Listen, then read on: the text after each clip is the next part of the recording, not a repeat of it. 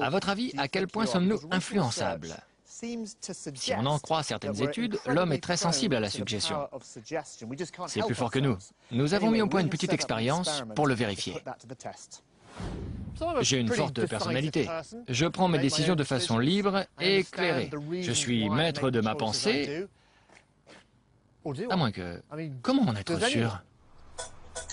Je veux observer dans quelle mesure il est possible d'influencer les gens sans qu'ils s'en rendent compte. J'ai demandé à des volontaires choisis au hasard de se prêter à une série d'expériences menées par Peter Naish, psychologue.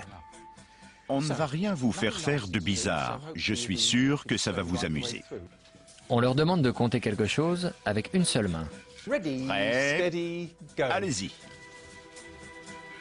Nous prétendons étudier s'ils sont droitiers ou gauchers, mais c'est une couverture.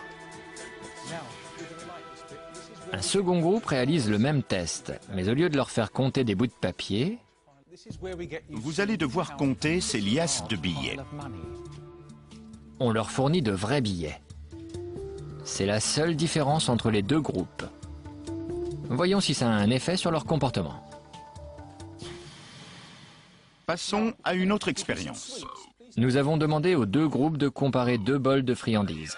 Vous devez déterminer quel bol contient les plus chocolatées, les plus croustillantes, etc., etc. Au bout de 10 minutes, nous observons un phénomène intéressant. Ceux qui ont compté du papier ne mangent que la quantité nécessaire pour répondre à la question. Ceux qui ont compté les billets n'arrêtent pas de manger.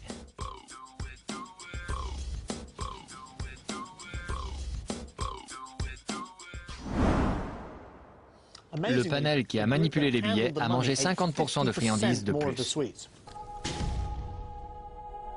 Apparemment, l'argent donne faim. C'est ce qu'on appelle l'amorçage, le fait d'influencer le comportement d'un sujet à son insu. Mais comment l'argent peut-il avoir cet effet?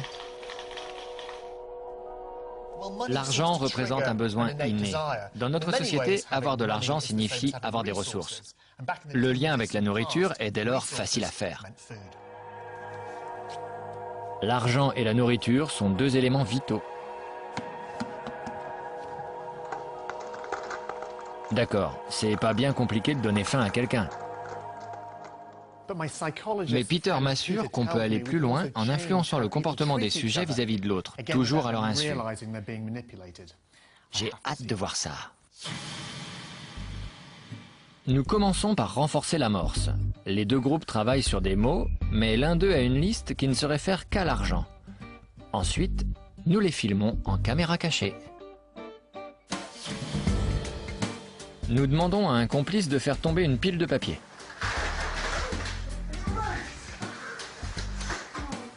Certains cobayes s'arrêtent pour l'aider, mais d'autres passent leur chemin.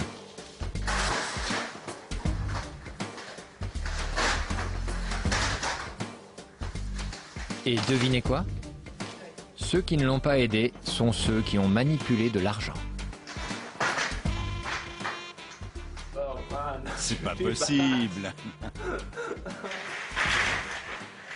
Je suis immonde. Mais non.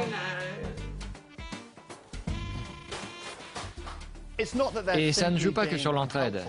Les psychologues ont étudié ce phénomène et arrivent à la conclusion que l'argent nous rend naturellement autosuffisants. Or, les personnes autosuffisantes estiment que les autres doivent l'être aussi. Nos volontaires amorcés pensaient sincèrement que notre complice n'avait pas besoin d'aide. L'argent ne fait pas que changer notre perception des autres. On peut aller encore plus loin.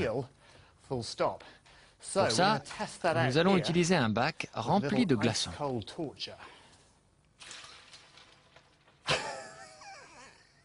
Ça fait mal. Nous allons voir si l'amorçage permet d'influer sur la perception de la douleur.